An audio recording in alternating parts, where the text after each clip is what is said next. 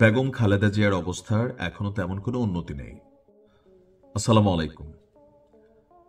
দোয়ার উপর আছেন, লাইফ সাপোর্টে আছেন।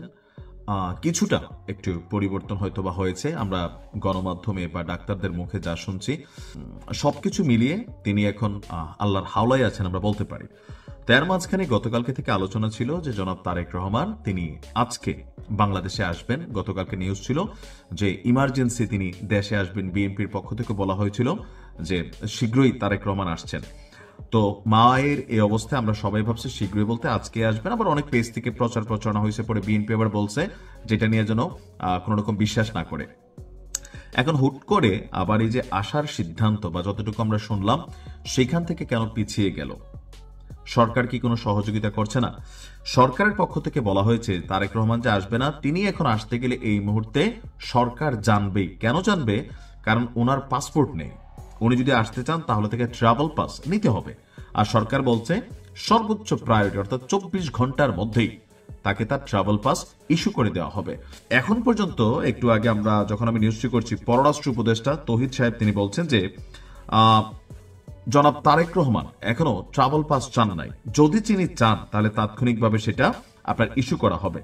এছাড়া তারেক রহমানের কাছে পাসপোর্ট আছে কিনা কিংবা তার আসার ব্যাপারে সুনির্দিষ্ট কোনো তথ্য ওনাদের কাছে আছে কিনা, তো আমাদের পররাষ্ট্র উপদেষ্টা বলেছেন এই মুহূর্তে কোনো ধরনের সুনির্দিষ্ট কোনো তথ্য ওনার কাছে নেই। বরং এখন যেটা আলোচনায় আছে, যদি ওনার অবস্থার সামান্য উন্নতি হয়, সামান্য, তাহলে ওনাকে এয়ার অ্যাম্বুলেন্সে করে, অর্থাৎ এর আগে কাতারের প্রধানমন্ত্রী নাকি কি বলে যাক শেখ যিনি আছেন, তিনি কিন্তু তার একটা এয়ার অ্যাম্বুলেন্স দিয়েছিলেন বেগম খালেদা জিয়াকে লন্ডন নিয়ে যাওয়ার জন্য। সম্ভবত তিনি সামান্য সুস্থ হলেই পররাষ্ট্র উপদেষ্টা বলছেন যে বিদেশে নিয়ে চিকিৎসার জন্য সরকার প্রস্তুতি নিয়ে রেখেছে। ওনার আত্মীয় স্বজন এবং পার্টির লোকেরা কনফার্ম করবে যে বাইরে নিয়ে যাওয়া হচ্ছে কিনা, অ্যারেঞ্জমেন্ট আছে কিনা। তো অলরেডি আমরা দেখেছি, আমার ধারণা সম্ভবত দেশের বাইরে নেওয়া হবে না। কেন নেওয়া হবে না? ওনার অসুস্থতার জন্য পৃথিবীর বিভিন্ন দেশ থেকে যেই বড় বড় বিশেষজ্ঞ চিকিৎসক টিম আছেন তারা কিন্তু এখানে এসেছেন। অলরেডি তারা দেখভাল করছেন, বোর্ড গঠন করা হয়েছে।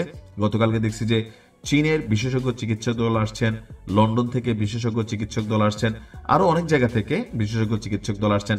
আর এই টিমে জনাব তারেক রহমানের স্ত্রী জুবাইদা তিনিও কিন্তু কানেক্ট আছেন। এখন কেন আসলে আসছেন না? আমি একদিন আগে একটা ভিডিও আপনাদেরকে দিয়েছি।